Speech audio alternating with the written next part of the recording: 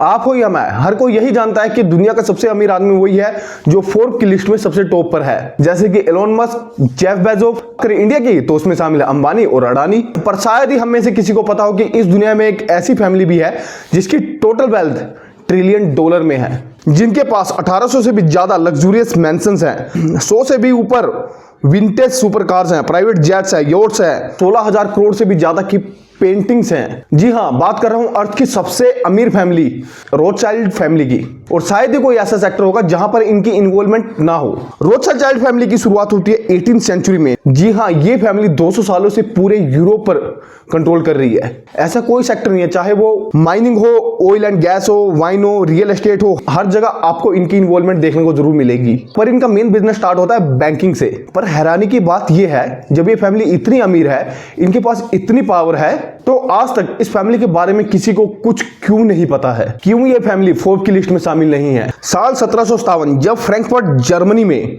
Mayor Amschel Rothschild ने Simon Wolf Oppenheimer banking firm में काम करना शुरू किया। मेयर एम्सेल 6 साल तक वहीं पर काम करते हैं और 6 सालों में फॉरेन ट्रेड और करेंसी एक्सचेंज के बारे में अच्छी खासी जानकारी हो जाती है। फिर वो शुरू करते हैं कि रेयर कॉइन ट्रेडिंग का बिजनेस, और इस बिजनेस को वो लगभग 11 सालों तक चलाते हैं और ये बिजनेस उनका बहुत ज्यादा ग्रो होता है। अब इस बिजनेस से वो बहुत ज्यादा पैसा अर्न कर चुके थे। अब इसके बाद वो एक नया बिजनेस शुरू करते हैं, लोन देने का बिजनेस। और धीरे धीरे क्या होता है कि यही उनका प्राइमरी बिजनेस बन जाता है और यहीं से शुरुआत होती है आज के मॉडर्न बैंकिंग सिस्टम की। फिर साल 1719 में अपने बिजनेस को पूरे यूरोप में फैलाने की सोचते हैं और इस काम को पूरा करते हैं उनके 5 बेटे। और मेयर एम्सेल के बैंकिंग बिजनेस को ग्रो करने में सबसे अहम भूमिका निभाते हैं मेयर एम्सेल के तीसरे बेटे नाथन मेयर। फिर उसके बाद साल 1798 नाथन मेयर लंदन में रोथशाइल्ड की बैंकिंग ब्रांच खोलते हैं। देखिए, नाथन मेयर सबसे ज्यादा कामयाब रहे और इसके पीछे रीजन था द वॉर, क्योंकि नेपोलियन का पूरे यूरोप में राज था और उस वक्त वॉर भी चल रही थी और वॉर के टाइम पर फंडिंग मिलना थोड़ा मुश्किल होता है। तो उस वक्त नाथन ने ब्रिटेन, ऑस्ट्रिया, पर्सिया जैसी कंट्री को वॉर इक्विपमेंट खरीदने के लिए फंडिंग दी, वो भी मन मुताबिक इंटरेस्ट रेट पर।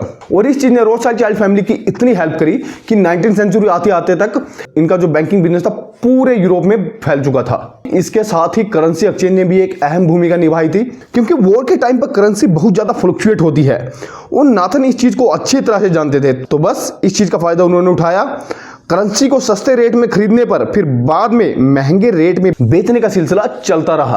अब देखिए, रोथशाइल्ड फैमिली का नेटवर्क पूरे यूरोप में फैल चुका था। वॉर के दौरान उनका हर कंट्री से नेटवर्क था, तो दैट्स वाई उन्हें यह पता रहता था कि कौन सी कंट्री जीतने वाली है या उसके जीतने के चांसेस ज्यादा हैं, तो वो उस कंट्री में ज्यादा इन्वेस्ट करते थे, जिसका फायदा इन्हें बाद में मिलता है। मेयर के जो सबसे बड़े बेटे थे वो संभालते थे जर्मनी के फ्रैंकफर्ट के बैंकिंग सिस्टम को।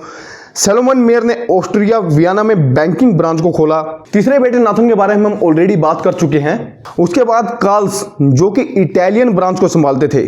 उसके बाद नेपल्स में भी वो अपनी एक ब्रांच खोलते हैं। नेपल्स बेसिकली क्या, इटली का एक छोटा सा शहर था और जो जैकोब था वो 1811 में ही पेरिस में सेटल हो चुका था। तो इससे एक बात तो साफ है, मेयर की फैमिली ने अपना बिजनेस पूरे यूरोप के कोने कोने में फैला दिया था। अब जैसे कि मैंने कहा कि इनका मेन बिजनेस था बैंकिंग, पर इसके साथ ही इनकी भागीदारी कुछ बड़े प्रोजेक्ट में भी रही है, जैसे कि स्विस कैनल, जिसकी वजह से ग्लोबल ट्रेड मजबूत हुआ, union Pacific rail road project की वजह से 2 कंट्री के बीच ट्रैवल फास्ट हुआ। रोथशाइल्ड फैमिली को लेकर अक्सर एक बात सुनने को मिलती है कि इनके पास दुनिया की 80% संपत्ति है, पर यह सिर्फ एक मिथ्स है और इससे ज्यादा और कुछ नहीं है। हाँ, इनके पास 1800 से ज्यादा हवेलियां हैं जिनकी कीमत 36 बिलियन डॉलर है। इसके साथ इनके पास 55 से भी ज्यादा योट्स हैं। उन्हीं में से एक प्लानेट 9 नाम से भी योट्स है जिसकी कीमत है 109 मिलियन डॉलर। कई प्राइवेट जेट्स हैं। इतना ही नहीं, इनके पास 100 बिलियन डॉलर के रिजर्व फंड है, जिसका यूज ये New York stock exchange, London stock exchange, Tokyo stock exchange में इन्वेस्ट करने के लिए करते हैं।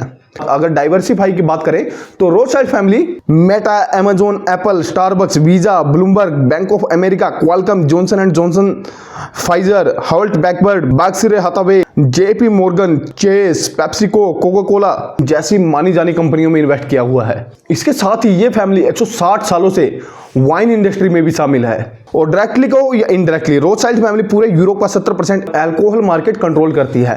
इसके साथ ही रोथशाइल्ड दान पुण्य भी करती है। इनका अपना एक ट्रस्ट है, एनजीओ है, स्कूल्स है।